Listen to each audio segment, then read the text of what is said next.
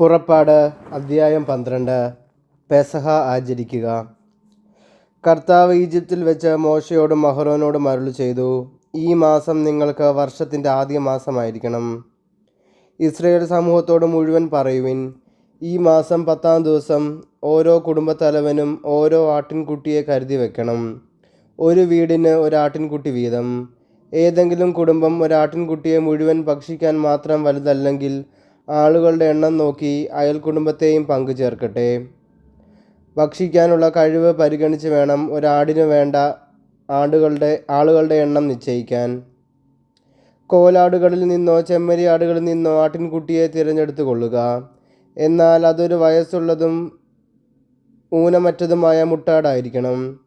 ഈ മാസം 14-ാം ദിവസം വരെ അതിനെ സൂക്ഷിക്കണം. ഇസ്രായേൽ സമൂഹം മുഴുവൻ തങ്ങളുടെ ആട്ടിൻകുട്ടികളെ അന്ന് സന്ധ്യയ്ക്ക് കൊല്ലണം. അതിൻ്റെ രക്തത്തിൽ നിന്ന് കുറച്ചെടുത്ത് ആടിനെ ഭക്ഷിക്കാൻ കൂടിയിരിക്കുന്ന വീടിൻ്റെ 2 കട്ടിളക്കാലുകളിലും മേൽപ്പടിയിലും പുരട്ടണം.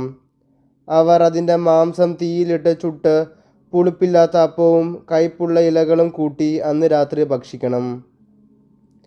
ചുട്ടല്ലാതെ പച്ചയായോ വെള്ളത്തിൽ വേവിച്ചോ ഭക്ഷിക്കരുത്. അതിനെ മുഴുവനും തലയും കാലും ഉൾഭാഗവും അടക്കം ചുട്ട് ഭക്ഷിക്കണം. പ്രഭാതമാകുമ്പോൾ അതിൽ യാതൊന്നും അവശേഷിക്കരുത്. എന്തെങ്കിലും മിച്ചം വന്നാൽ തീയിൽ ദഹിപ്പിക്കണം. ഇപ്രകാരമാണ് അത് ഭക്ഷിക്കേണ്ടത്. അരമുറുക്കി ചെരുപ്പുകളണിഞ്ഞ് വടി കയ്യിലേന്തി തിടുക്കത്തിൽ ഭക്ഷിക്കണം. കാരണം അത് കർത്താവിൻ്റെ പെസഹയാണ്. ആ രാത്രി ഞാൻ ഈജിപ്തിലൂടെ കടന്നു പോകും. ഈജിപ്തിലെ മനുഷ്യരുടെയും മൃഗങ്ങളുടെയും ആദിജാതരെ എല്ലാം ഞാൻ സംഹരിക്കും. ഈജിപ്തിലെ ദേവന്മാർക്കെല്ലാം എതിരായി ഞാൻ ശിക്ഷാവിധി നടത്തും. ഞാനാണ് കർത്താവ്. കട്ടിളയിലുള്ള രക്തം നിങ്ങൾ ആ വീട്ടിൽ താമസിക്കുന്നു എന്നതിൻ്റെ അടയാളമായിരിക്കും. അത് കാണുമ്പോൾ ഞാൻ നിങ്ങളെ കടന്നു പോകും. ഞാൻ ഈജിപ്തിനെ പ്രഹരിക്കുമ്പോൾ ആ ശിക്ഷ നിങ്ങളെ ബാധിക്കുകയില്ല. ഈ ദിവസം നിങ്ങൾക്കൊരു സ്മരണ ദിനമായിരിക്കട്ടെ. ഇത് തലമുറ തോറും കർത്താവിൻ്റെ തിരുനാളായി നിങ്ങൾ ആചരിക്കണം. ഇത് നിങ്ങൾക്ക് എന്നേക്കും ഒരു കൽപ്പനയായിരിക്കും. പുളിപ്പില്ലാത്ത അപ്പം. നിങ്ങൾ 7 ദിവസം പുളിപ്പില്ലാത്ത അപ്പം ഭക്ഷിക്കണം. 1-ാം ദിവസം തന്നെ നിങ്ങളുടെ വീടുകളിൽ നിന്ന് പുളിമാവ് നീക്കം ചെയ്യണം. 1 മുതൽ 7 വരെയുള്ള ദിവസങ്ങളിൽ ആരെങ്കിലും പുളിച്ച അപ്പം ഭക്ഷിച്ചാൽ അവൻ ഇസ്രായേലിൽ നിന്ന് വിച്ഛേദിക്കപ്പെടണം. 1-ാം ദിവസവും 7-ാം ദിവസവും നിങ്ങൾ വിശുദ്ധ സമ്മേളനം വിളിച്ചു കൂട്ടണം. ആ ദിവസങ്ങളിൽ വേല ചെയ്യരുത്, എന്നാൽ ഭക്ഷിക്കാനുള്ളത് പാകം ചെയ്യാം. പുളിപ്പില്ലാത്ത അപ്പത്തിൻ്റെ തിരുനാൾ നിങ്ങൾ ആചരിക്കണം. കാരണം ഈ ദിവസമാണ് ഞാൻ നിങ്ങളുടെ വ്യൂഹങ്ങളെ ഈജിപ്തിൽ നിന്ന് പുറത്തു കൊണ്ടുവന്നത്. നിങ്ങൾ തലമുറ തോറും ഈ ദിവസം ആചരിക്കണം. ഇതെന്നേക്കുമുള്ള കൽപ്പനയാണ്. ആദ്യ മാസത്തിലെ 14-ാം ദിവസം സന്ധ്യ മുതൽ 21-ാം ദിവസം സന്ധ്യ വരെ നിങ്ങൾ പുളിപ്പില്ലാത്ത അപ്പം ഭക്ഷിക്കണം. നിങ്ങളുടെ വീടുകളിൽ 7 ദിവസത്തേക്ക് പുളിമാവ് കാണരുത്. ആരെങ്കിലും പുളിപ്പുള്ള അപ്പം ഭക്ഷിച്ചാൽ അവൻ വിദേശിയോ സ്വദേശിയോ ആകട്ടെ, ഇസ്രായേൽ സമൂഹത്തിൽ നിന്ന് വിച്ഛേദിക്കപ്പെടണം. പുളിപ്പിച്ച യാതൊന്നും നിങ്ങൾ ഭക്ഷിക്കരുത്. നിങ്ങൾ വസിക്കുന്നിടത്തെല്ലാം പുളിപ്പില്ലാത്ത അപ്പം മാത്രമേ ഭക്ഷിക്കാവൂ. ആദ്യത്തെ പെസഹ. മോശ ഇസ്രായേൽ ശ്രേഷ്ഠന്മാരെ വിളിച്ചു പറഞ്ഞു, കുടുംബങ്ങളുടെ കണക്കനുസരിച്ച് നിങ്ങൾ പെസഹ ആട്ടിൻകുട്ടികളെ തിരഞ്ഞെടുത്ത് കൊല്ലുവിൻ. പാത്രത്തിലുള്ള രക്തത്തിൽ ഹീസോപ്പ് കമ്പ് മുക്കി 2 കട്ടിളക്കാലുകളിലും മേൽപ്പടിയിലും തളിക്കുവിൻ. പ്രഭാതമാകുന്നത് വരെ ആരും വീടിന് പുറത്ത് പോകരുത്. എന്തെന്നാൽ ഈജിപ്തുകാരെ സംഹരിക്കുന്നതിന് വേണ്ടി കർത്താവ് കടന്നു പോകും. എന്നാൽ നിങ്ങളുടെ മേൽപ്പടിയിലും 2 കട്ടിളക്കാലുകളിലും രക്തം കാണുമ്പോൾ കർത്താവ് നിങ്ങളുടെ വാതിൽ പിന്നിട്ട് കടന്നു പോകും. സംഹാരദൂതൻ നിങ്ങളുടെ വീടുകളിൽ പ്രവേശിച്ച് നിങ്ങളെ വധിക്കാൻ അവിടുന്ന് അനുവദിക്കുകയില്ല. ഇത് നിങ്ങളും നിങ്ങളുടെ സന്തതികളും എക്കാലം ഒരു കൽപ്പനയായി ആചരിക്കണം.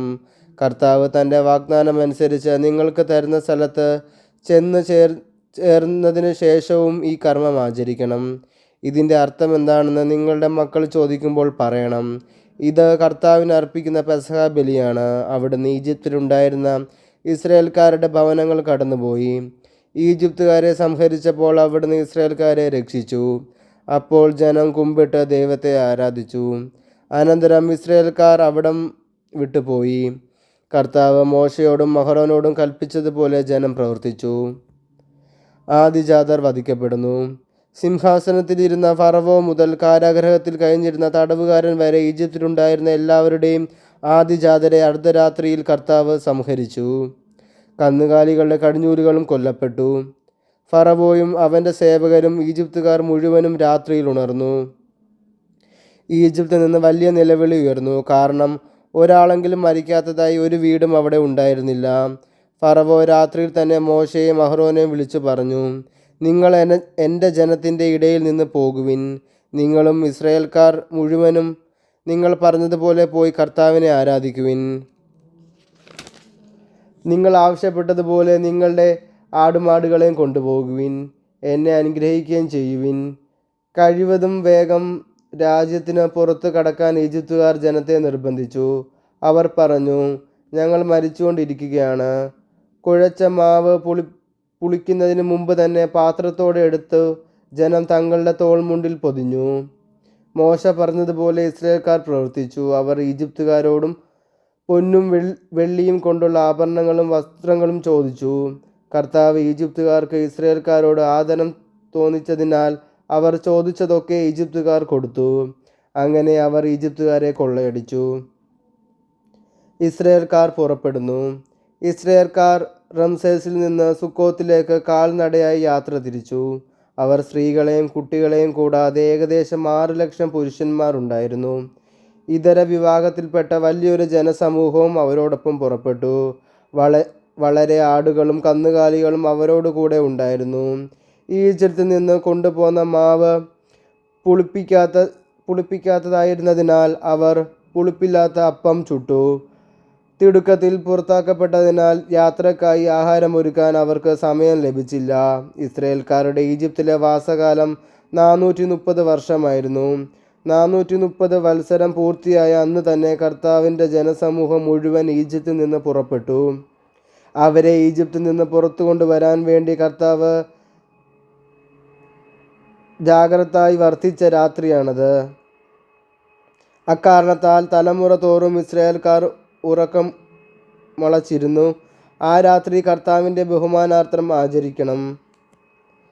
പെസഹ ആചരിക്കേണ്ട വിധം കർത്താവ് മോശയോടും അഹ്റോനോടും അരുളി ചെയ്തു. പെസഹ ആചരിക്കേണ്ട ചട്ടം ഇതാണ്. പരദേശിയായ ഒരുവനും പെസഹ ഭക്ഷിക്കരുത്. എന്നാൽ വിലയ്ക്ക് വാങ്ങപ്പെട്ട അടിമ പരിച്ഛേദനെങ്കിൽ അവന് ഭക്ഷിക്കാം.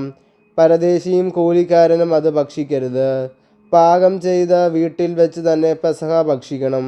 മാംസത്തിൽ നിന്ന് അല്പം പോലും പുറത്തു കൊണ്ടുപോകരുത്. ആടിൻ്റെ അസ്ഥിയൊന്നും ഒടിക്കുകയും അരുത്. ഇസ്രായേൽ സമൂഹം മുഴുവൻ ഇത് ആചരിക്കണം. നിങ്ങളുടെ ഇടയിൽ പാർക്കുന്ന പരദേശി കർത്താവിൻ്റെ പെസഹ ആചരിക്കാൻ ആഗ്രഹിക്കുന്നെങ്കിൽ അവൻ്റെ വീട്ടിലുള്ള പുരുഷന്മാരെല്ലാവരും പരിച്ഛേദനം സ്വീകരിക്കണം. അതിനുശേഷം പെസഹ ആചരിക്കാം. അപ്പോൾ അവൻ സ്വദേശിയെ പോലെയാണ്. അപരിചിതരാരും പെസഹ ഭക്ഷിക്കരുത്. സ്വദേശിക്കും നിങ്ങളുടെ ഇടയിൽ പാർക്കുന്ന പരദേശിക്കും ഒരു നിയമമേ ഉണ്ടാകാവൂ. ഇസ്രായേൽക്കാർ എല്ലാവരും അപ്രകാരം പ്രവർത്തിച്ചു. കർത്താവ് മോശയോടും അഹ്റോനോടും പറഞ്ഞതുപോലെ അവർ ചെയ്തു. ആ ദിവസം തന്നെ കർത്താവ് ഇസ്രായേൽ ജനത്തെ നിരനിരയായി ഈജിപ്തിൽ നിന്ന് പുറത്തേക്ക് കൊണ്ടുവന്നു.